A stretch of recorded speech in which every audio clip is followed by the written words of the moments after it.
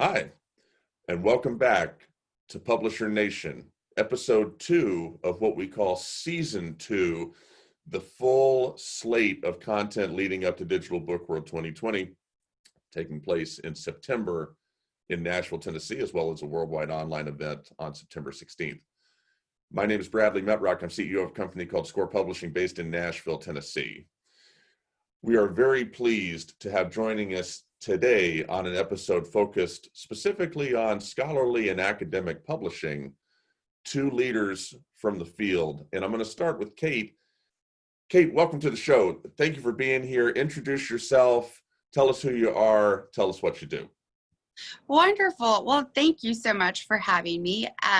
My name is Kait Neese Mason, and I have been working in digital publishing for just about 11 years, seen quite a bit of change. However, the last, 3 to 4 months, 2020 has, I think, kind of rocked us all and put us into a new world. But I currently am the Southeast account manager for college markets, public libraries, and K-12 institutions for Springer Nature. I handle licensing basically ebooks, journals, and databases to institutional librarians.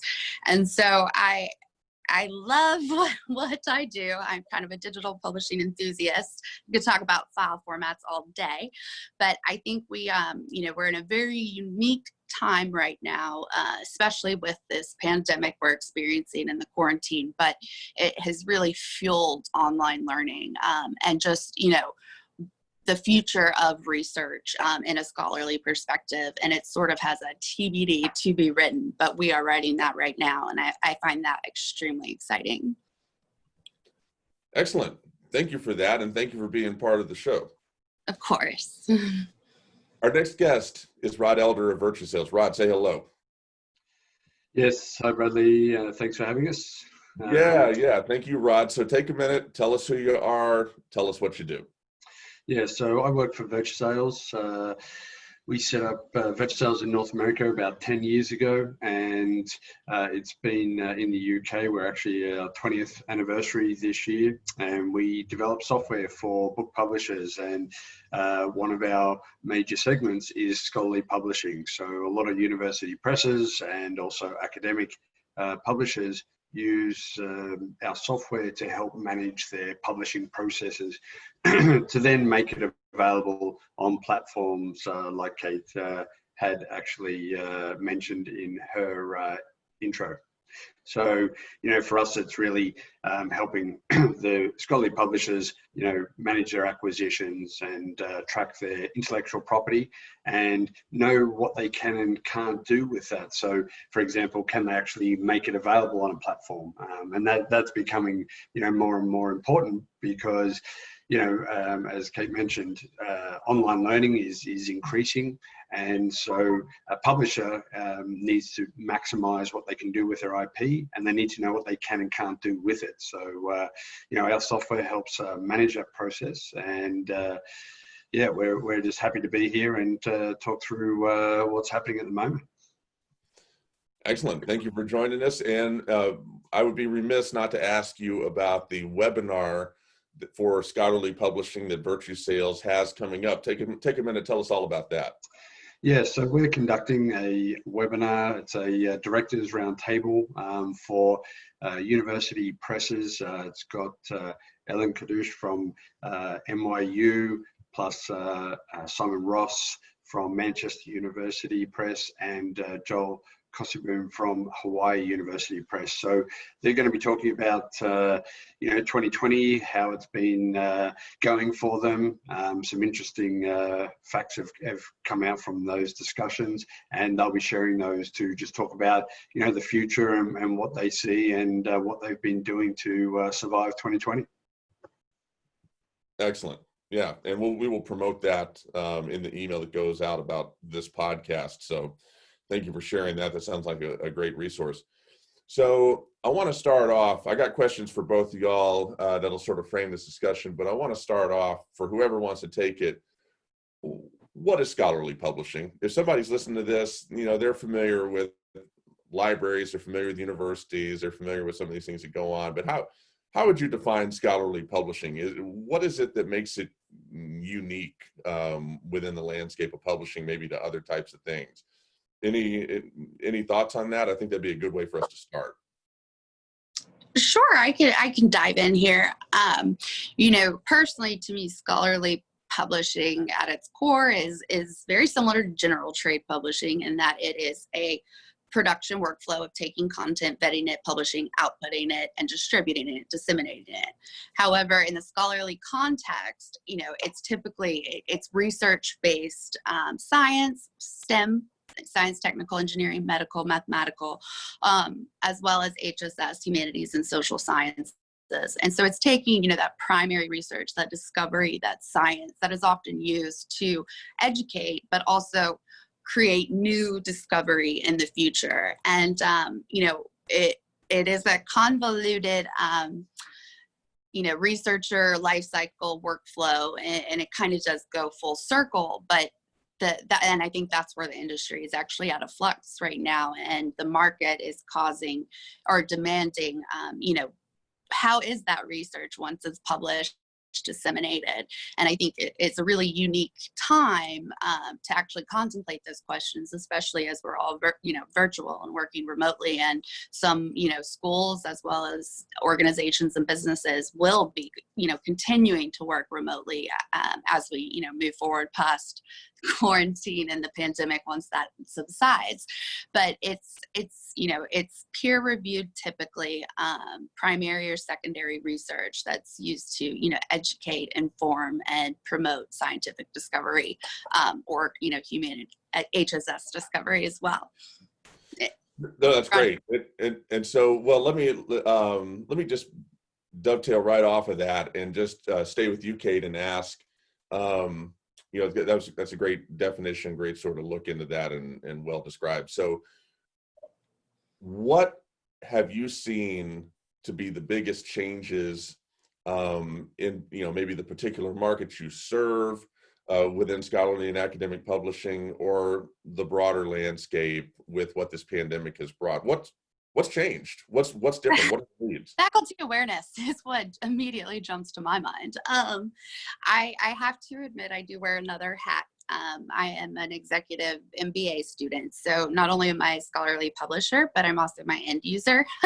So I have experienced this pandemic from both ends. For us in scholarly publishing, our end users, yes, we may be, working with librarians or the institutional administration, but that licensing of content is to benefit the end user, the researchers, the faculty, those who are making discovery. And so there's been a huge just national push, and we are unique. Every state does it their own way, so 50 different times, but there's a huge push for affordable learning and reducing the cost of textbooks. And I'm a huge advocate of that. And so, prior to the pandemic and the stay-at-home orders and quarantine, one of the biggest obstacles that I have come across when visiting institutional libraries, my customers, is helping bridge that barrier where faculty understand that licensed content from the library can be used in course materials at no added cost to the student. So in essence, it is free. It's included with tuition. Now, every publisher has slightly different licensing terms. For instance, Springer Nature, Taylor and Francis, and several others, when they do have DRM free, digital rights management, free content that is either purchased on a continuing access basis or a perpetual basis by the library, that content is available for use in course materials. And so, what the age-old problem we all have is marketing, right? Everyone can produce, and it's great if it comes out, but if nobody knows it's there, will it ever get used? And so it has been, the second kind of component to that is the linchpin, which I think is the technology platforms, such as, Canvas, for instance. through an LMS, learning management system, if a faculty, and they have to use this right now, at least in the state of Florida, they have, being remote, even doing summer distance learning classes, they have to load their syllabi into the modules of whatever LMS system they may be using. But if the faculty link directly from that LMS integration to their institutional library holdings to content, that is directly traceable in regards to proving ROI for the institution, as well as cost savings for students. And so, I think that we're only going to see more of that, but it just makes sense. Institutional libraries provide such value for, not just the researchers on campus or, those in science labs. When faculty kind of understand that, they don't have to have a traditional textbook. They can pull a chapter here that's relevant to their course, or they could use 8 chapters there, or this journal and for weekly, discussion posts. I can't believe I'm saying that. But, it's actually truly magical, and it provides timely resources as well as vetted, quality resources to students and those, performing research at little to no cost. So it really does support that affordable learning movement we're experiencing. And so we have a term I kind of like, but it's a AER as kind of in tandem with OER, but it is, affordable educational resources. And so at least for, Springer Nature, any ebook, for instance, that is licensed by a library, an institutional library, that ebook is automatically eligible for a POD copy to be bought by the end user for $24.99, including shipping and delivery. So if a faculty, wants to use this text for the student, it is free, and it's DRM free, so they could print it if they wanted to read. So it's free for the digital, but if they want that print book, that feeling of a textbook, then the cost is $24.99. And I think if the cost of a textbook never really went above that price point, we probably wouldn't be having a lot of the conversations we're having today. But that's an area that I find extremely exciting by this sort of forced to digital learning environment we're all experiencing together.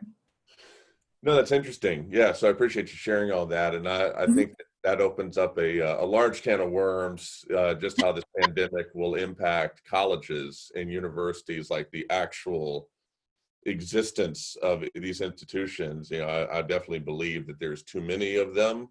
That's a pretty widespread belief. There's economic evidence of that, and what this pandemic may end up doing to cull the herd will be interesting to watch. I appreciate you sharing that.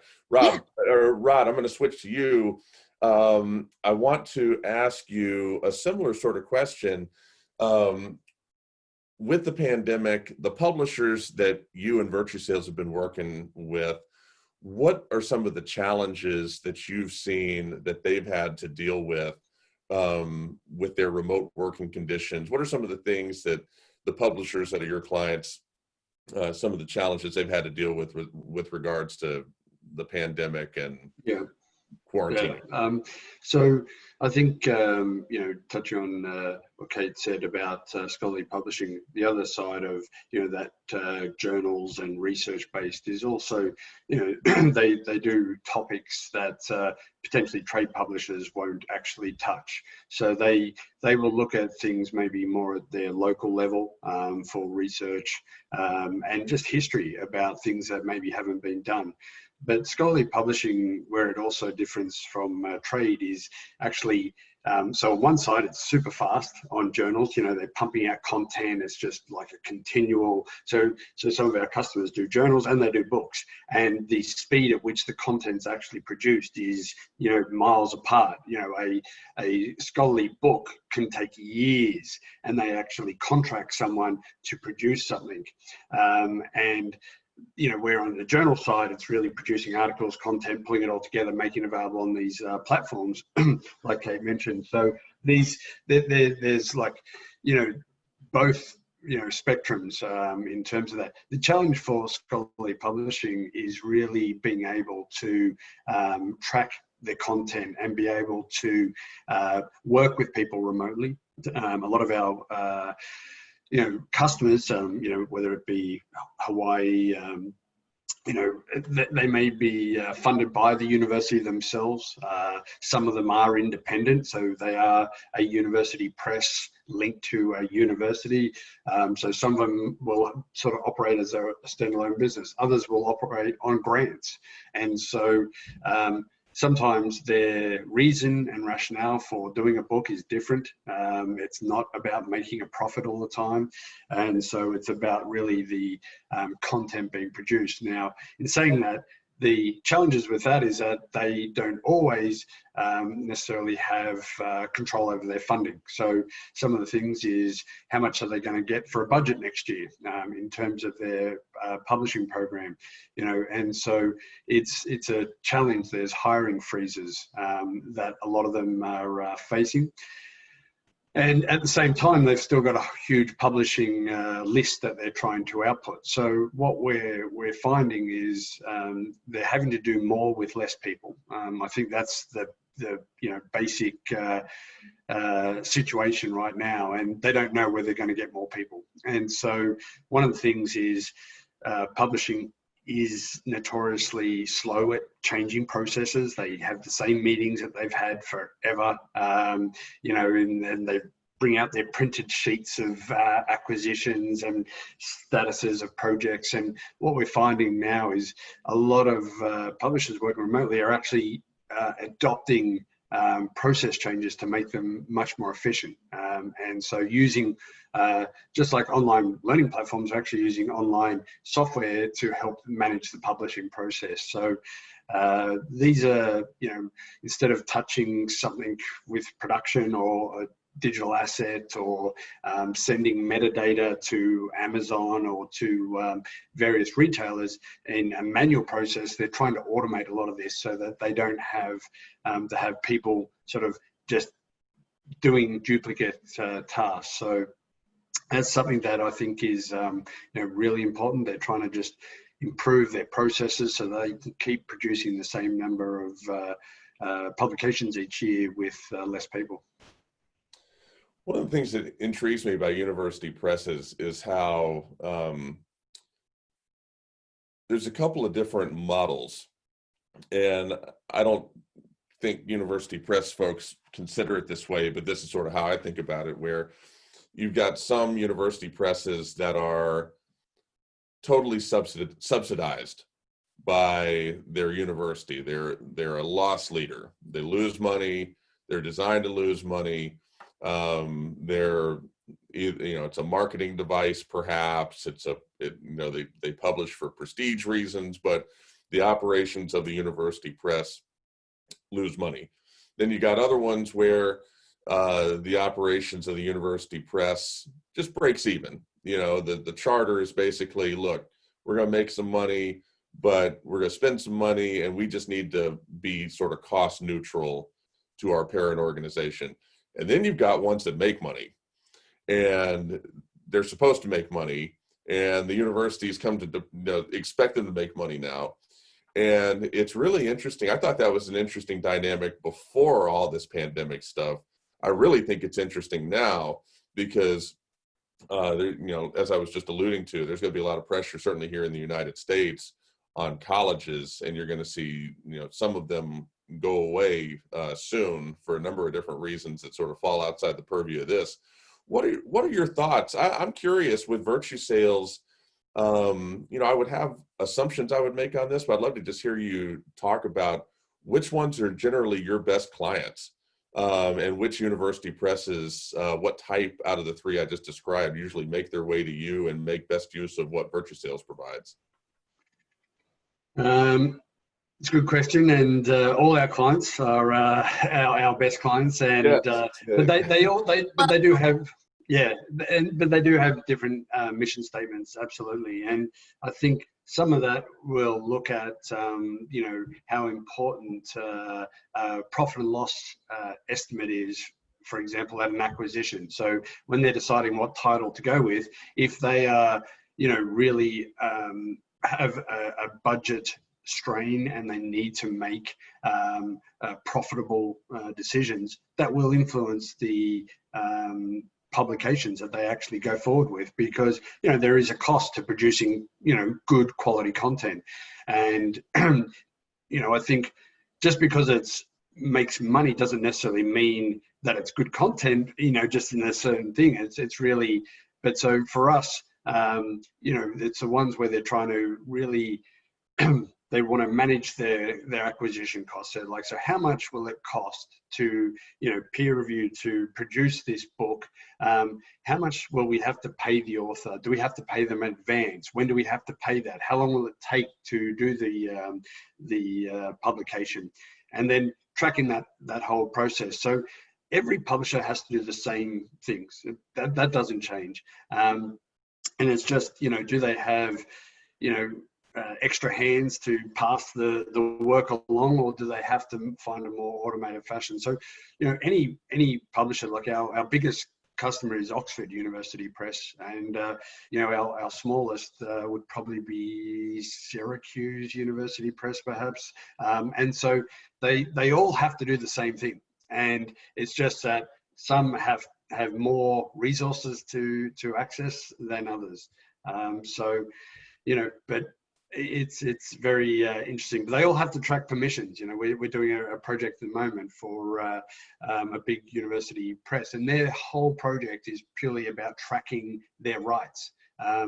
And they're not, for us, their biggest thing is they want to maximize their IP and their income that they get from IP. So they want to know, let's say, for example, someone wants to use a piece of work that they've published.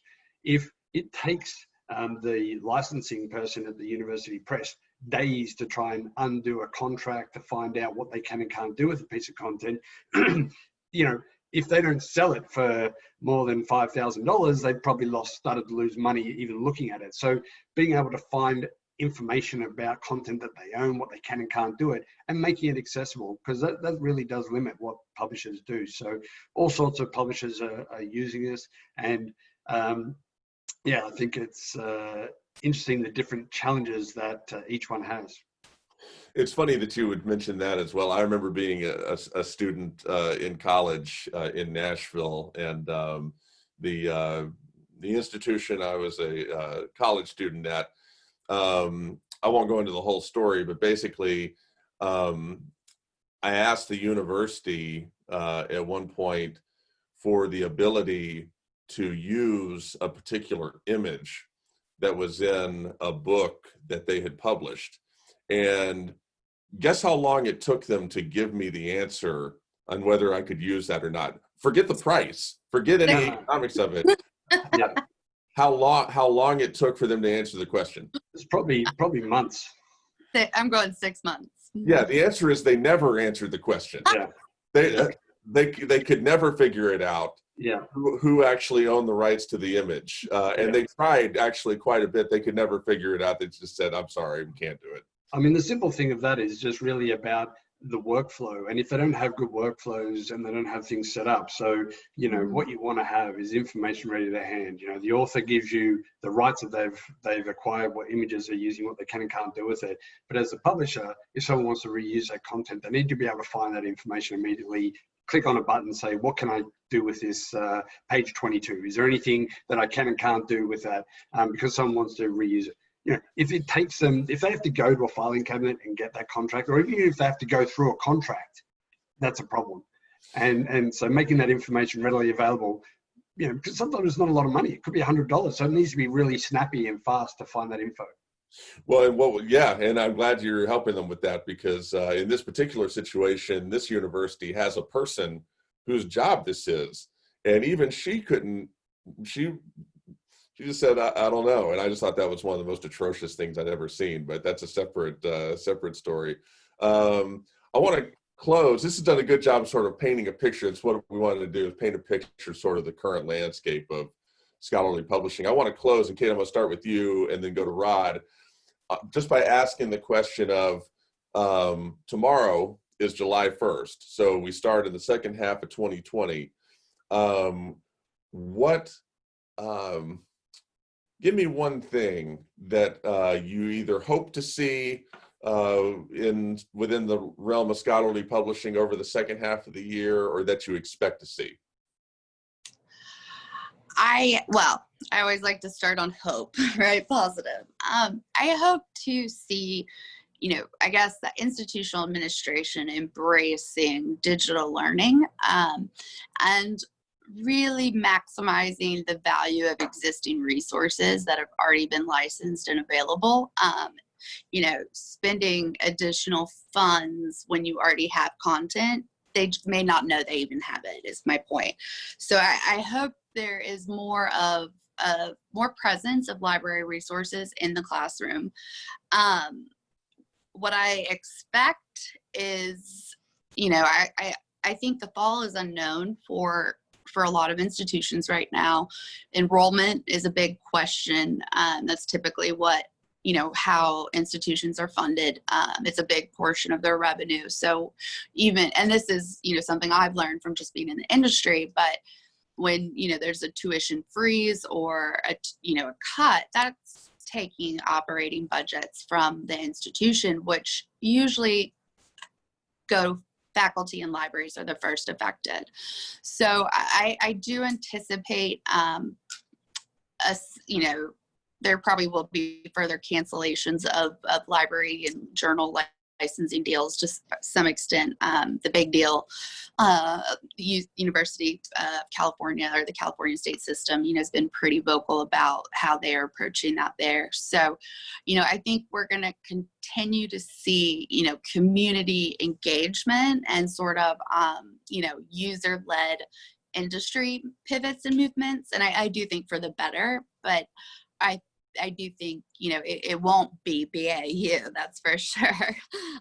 But it's TBD question mark. And anytime there's an unknown, we have a chance to help create that known. But I do think there will be, financial impacts from closures, consolidations, budget cuts, furloughs, faculty being laid off. And I just hope everyone stays as healthy and, safe as possible, I guess, during the fall, because it truly is an unknown.